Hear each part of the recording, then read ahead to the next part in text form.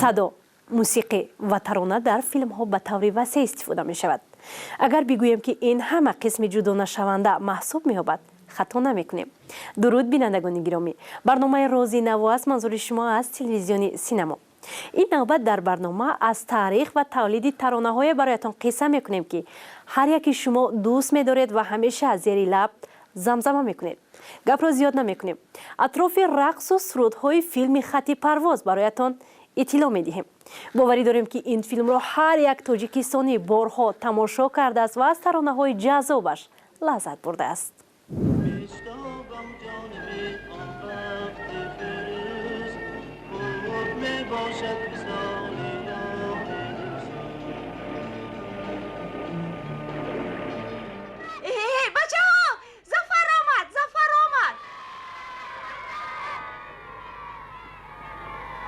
خط پرواز فیلمی است که در برابر روی اکران آمدنش توانست به دل بیننده ها راه یابد و در خاطره ها برای همیشگی نقش ببندد. طاهر صابرов کارگردان شناخته تاجیک این فیلم را تهیه نموده است و روی پرده سینما آورده است. آفریده مذکور توانست از فرهنگ، عرف و سنت های مردم تاجیک بازگویی کند و آنها را به جهانیان معرفی نماید. نقش‌های اساسی را در این فیلم هنرمندان معروف امثال اسکندر عبداللهیف، محبت منصورова، والری احادов، маргарита قاسمова، عثمان سلیمов، توتی غفورова، مشرفه قاسمова و قیمتشاه ایمتشاهیف آفریدند. نخست نمایش این آفریده 4 مارس سال 1970 در شهر مسکو برگزار شده بود. چی خیل جرأت کردی قشلاقت را، پایتخت زرگرها را ترک کنی؟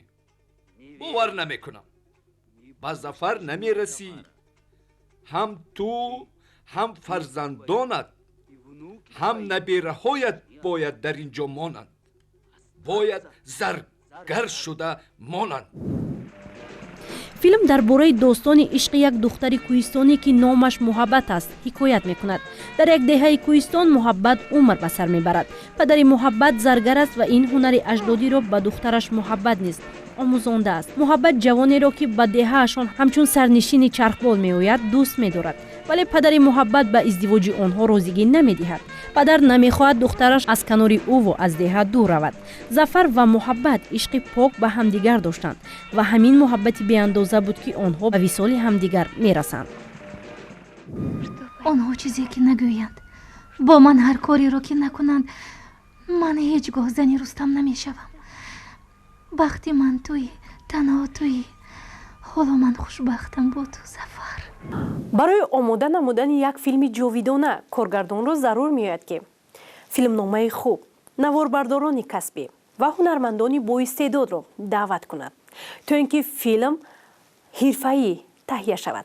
در برابر همه این باز کارگردان را ضرور می‌آید که آهنگسازان برجسته را برای آهنگ آفریدن در فیلم دعوت نماید تا اینکه هنگام تماشا آهنگ‌های آفریده آهنگساز تواند حسیات بیننده را زنده گرداند. همین بود که طاهر صابرov همچون آهنگساز فتاح آدینه را دعوت کردند، زیرا او می‌دانست که این آهنگساز برجسته تاجیک می‌تواند با آهنگ‌های آفریده‌اش فیلم خط پرواز را در سراسر سابق اتحاد شوروی معرفی گرداند. خط پرواز فیلمی تلویزیونی است که در آن وقتها فیلم‌های تلویزیونی نه آنقدر سربیننده بودند، اما این آفریده توانست دقت بیننده زیاد را به خود جلب کند. در اون وقتا حاضر من نمیدونم فیلم تلویزیونی میشد آدما اونقدر تماشا نمیکردن، لیکن این فیلم از روز یکمی نمایش دادنش الکی موقع خود را پیدا کرد. الکی تماشابینان انتظار بودن که باز تکرارا کی این فیلم میرود و سرودهای فیلم رو بعد برآمدن از تالار یا که از خانه از تماشا کردن تلویزیون با لب و با زبان و با آواز خود زمزمه میکردن. ما بگیم که فیلم خط پرواز فیلم هنری تلویزیونی است خطا میکنیم.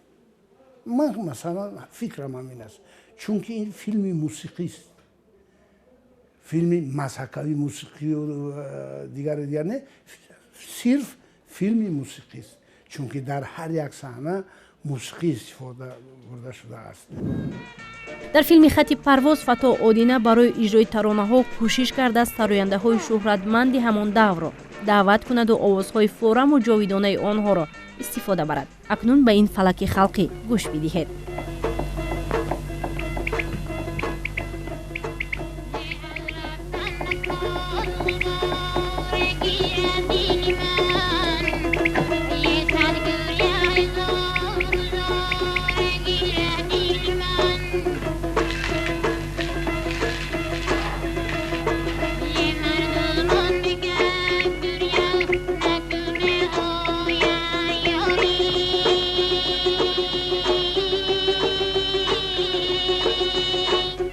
иҷрокунандаи он бонуи ҳунар ва фолклорсарои мардумии Гулчеҳра Содиқова мебошад. шӯҳрати ӯ дар ҳамон замон тамоми қаламрави собиқ иттиҳоди шӯравиро фаро гирифта буд. садои ӯ ба филми хати парвоз шаҳоматӣ хоса бахшидааст. унҷа агар ки дар хотир дошта бошед, як мусиқии Фато Одинаев агар бошад ҳам, лекин он мусиқиҳои халқии кӯҳистони дар унҷа садо медиҳад, ки кас дар ҳайрат меафтад. масалан, Гулчеҳра Содиқова фалак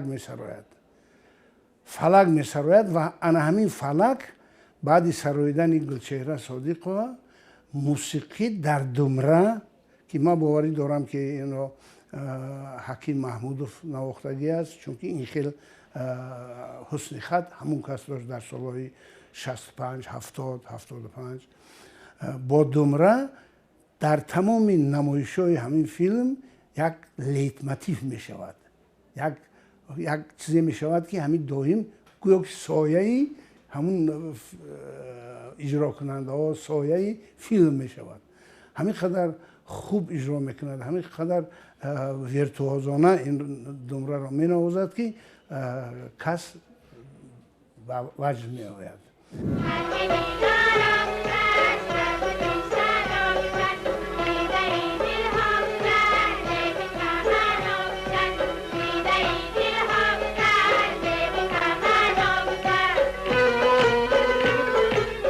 коргардон дар филм ҳунари рақсро низ ба хубӣ инъикос кардааст. дар ин ҷо суоле ба миён меояд, ки барои ба саҳна гузоштани рақсҳо Тоҳир Собиров киро ҳамчун балетмейстер даъват кардааст. сарбалетмейстери ҳамин хореографияи филм Маҳмадалӣ Қобилов аст. ман барои чӣ мегӯям? барое ки дар охир ба Маҳмадалӣ Қобилов тӯҳфа месупоранд ва зинда дар ҳамонҷо иштирок мекунад ҳамчун сарбалетмейстери ҳамин филм. лекин афсӯс, дар титри филм номи Маҳмадалӣ Қобилов наомадааст ба фикрам. ин Маҳмадалӣ Қобилов дар ҳамон давра солисти балети театри опера ва балет буд. акнун ба ин рақси мардона таваҷҷӯҳ кунед.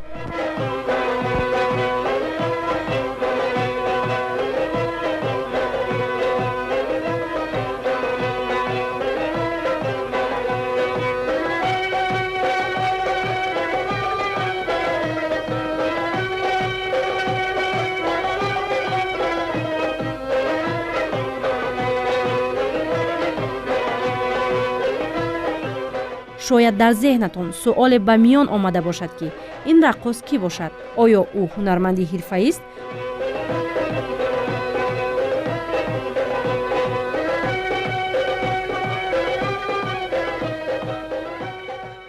ин раққос аслан раққоси касбӣ нест. ин як ҳаваскори санъати солҳои 65, 66, 67, 70. Файзимат Шерхонов номунасабаш аст. ин чунин рақси бисёр ҷаззобу зебои мардонаро ман то имрӯз ҳанӯз надидаам. Файзулло Каримов, ҳунарпешаи халқии Тоҷикистон, раққоси хуб аст. Муҳаммади Абдурасулов, хоб дигар раққосони мо ҳастанд дар филармония, чанд нафар дар ансамбли Лола. вале Файзимат бовар кунед, аз миёни халқ беҳтарин ҳаракатҳои мардона, ҳамин гӯё ки аз дур ягон чиз мечинда бошад, намехел када рақсим дар ҳавои сурудим мулки чамани дарвоз душбоду ҳаво дорад, мулки чамани дарвоз. ин суруд хонда намешавад, вале оҳанг ҳамин оҳанг аст. дар зери ҳамин оҳанг мерақсад ва бисёр ҷаззоб мерақсад. ана раққосҳои мо, раққосҳое ки бо рақсҳои мардумӣ машғуланд, ана мехел бояд мардонавор берақсанд аслан.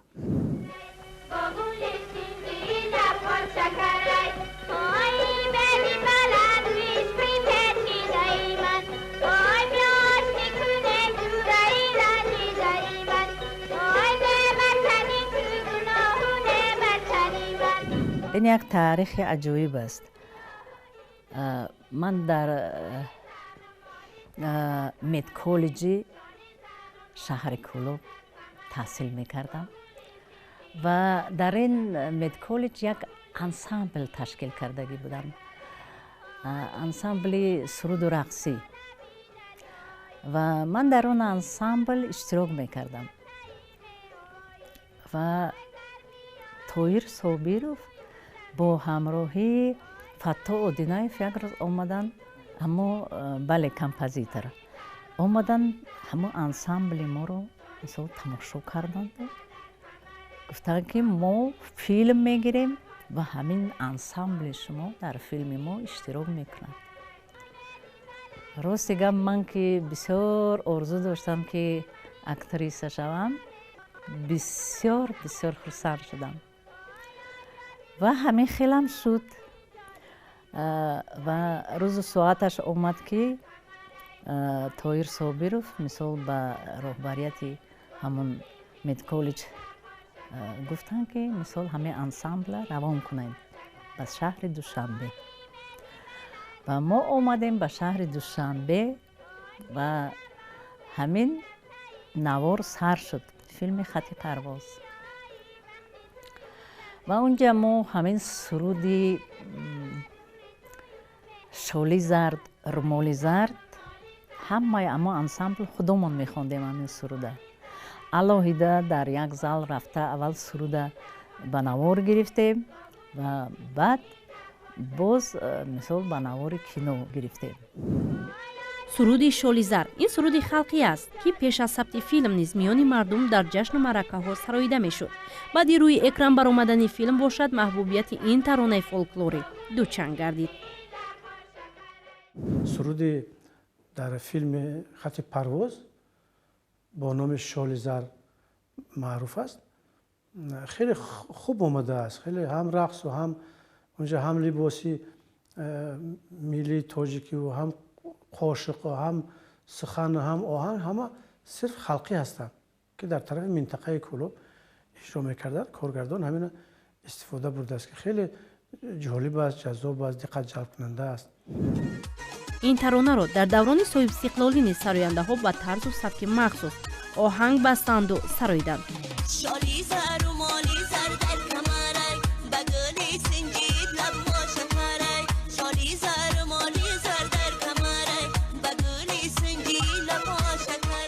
از تهیه فیلم خط پرواز 50 سال سپری می شد، ولی هنوزم آهنگ و ترانه های این فیلم میانی مردم محبوبیت دارند و همگان آنها را زیر لب زمزمه می کنند.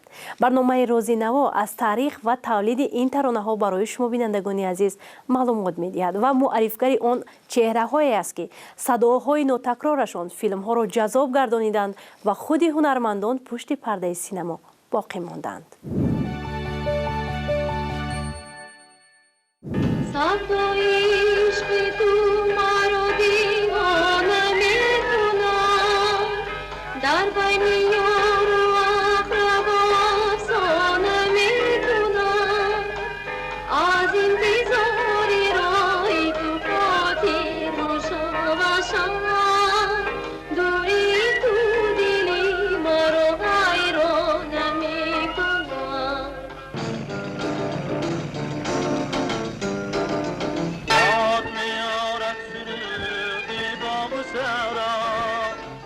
ظفر و محبت قهرمانان اساسی در این فیلم توانستند با اجرای سرودهای خود بیننده را باور کنانند که خود هنری سرایندگی دارند. اما بیننده ذکی میداند که برای سراییدن ترانه ها در فیلم ها آوازخوان ها مخصوص دعوت میکردند. در فیلم خط پرواز نیز آهنگساز فتا آدینه سراینده های خوشصدای همان دور را دعوت نموده است. ما درباره آن که سرودها را کدام آوازخوان های تاجیک سراییدند از متخصصان ساحه پرسان شدیم و معلومات دقیق را پیدا کردیم. سراینده بهترینی همون دور علی جان سالیوف نو کنسرواتوری شهری تاشکند را ختم کرده بودند، همون کس اجرا کردند و صوفیا بدلبویوا نقشی محبت را سرودهای محبت میخواندگی را اجرا کردند و بینید که این دو نفر باز چنان همون در وقتی артикуляцияи лабу даҳон мебинед, фикр намекунед ки ин сурудро ягон сарояндаи дигар иҷро кардагӣ аст. сурудҳои филмро на Зафару муҳаббат, балки Алиҷон Солеҳов бо София Бадалбоева сароиданд. Олимҷон Солеҳов барои шумо бинандагони гиромӣ иттилоъ медиҳад, ки падари ӯ Алиҷон Солеҳов чӣ тавр барои сароидани сурудҳои дар филм буда интихоб шуданд.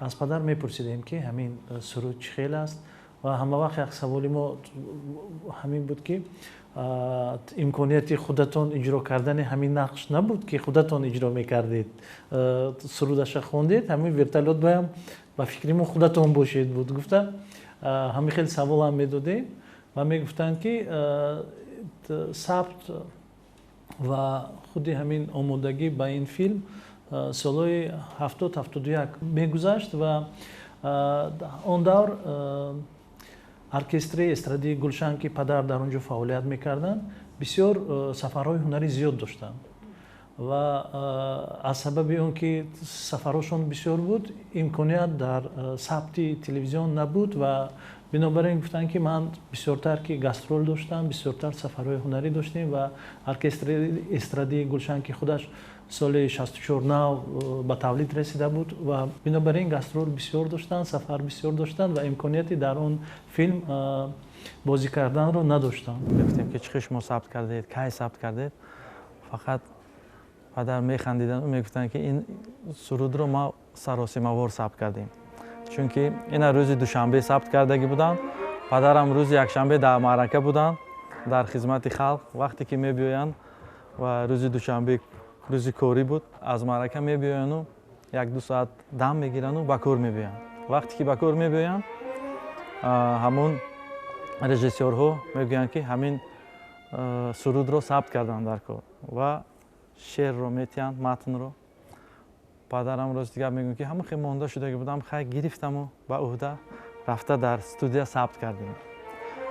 Баъд мегуфтанд ки то ҳозира ман ҳамун матни шеъра аз ёд намедонам, чунки ман ҳамин 1 бор 2 бор ҳамонро такрор кардаму ҳамонро сабт кардам.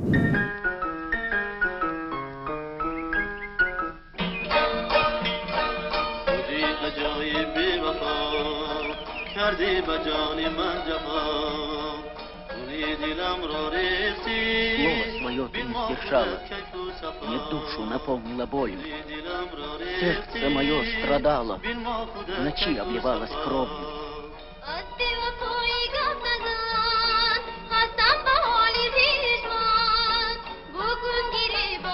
Об измене со мной не говори.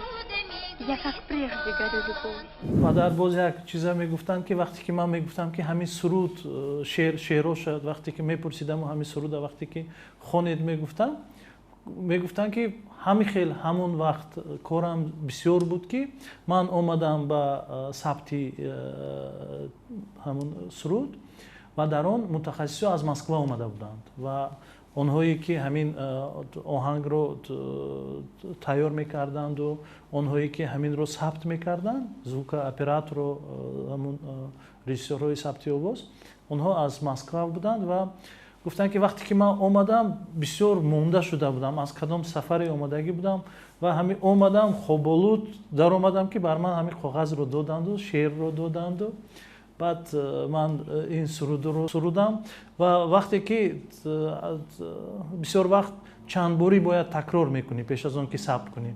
Вақте ки ваё гуфтанд ки хонед, ман хондам, ман фикр кардам ки ҳоли машқ аст, ҳоли сабт нест. Вақте ки тамом хонда шудаму баъд ман гуфтам ки кай сабтро оғоз мекунем, ваё гуфтанд ки мо сабтро аллакай хатм кардем. Бадиҳара бо 2 сароянда падарам хондагӣ ҳастанд. Якум сурудро дар кинофилм ин София Бадалбоева сароидааст ва баъд аз он, баъд аз филм баромаданаш, баъд бо Нуқра Раҳматова низ суруд хондагианд бадиҳара. Акун ки дар филм София Бадалбоева иҷро кардагӣ аст, ба гӯши мардум ҳамон бисёртар наздик мебиёяд. کردی به جان من جفا کنی دلم را ریختی بین ما خودت کیف و صفا کنی دلم را ریختی بین ما خودت کیف و صفا از بی وفای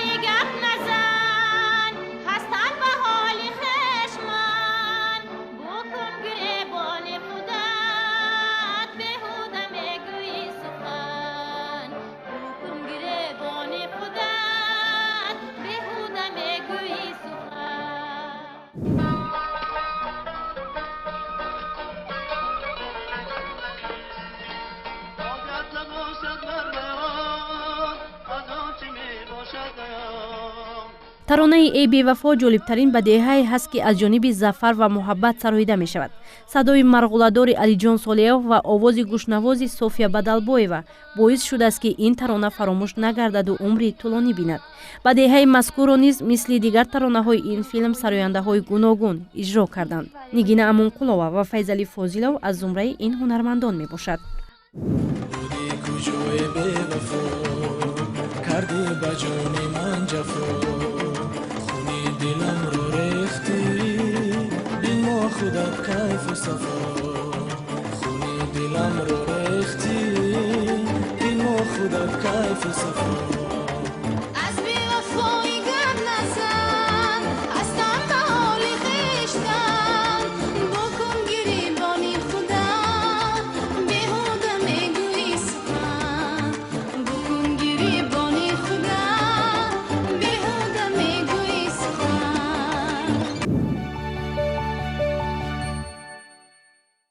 دارم هوای دیدن دارم نماش تو بیش از تب و خیال تو ناتاب می‌شدم.